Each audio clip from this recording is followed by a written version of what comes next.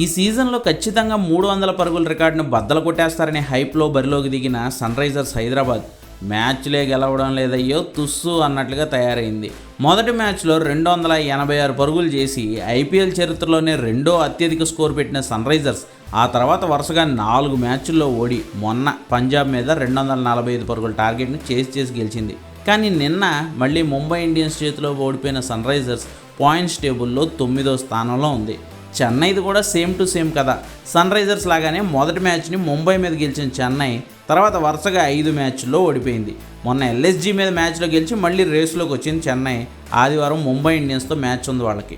ఇప్పటివరకు ఈ రెండు టీమ్స్ ఆడిన ఆట చూస్తుంటే రెండూ సరిగ్గా 7 మ్యాచ్లే ఆడాయి. రెండు టీమ్స్ 5 మ్యాచ్లు ఓడిపోయాయి.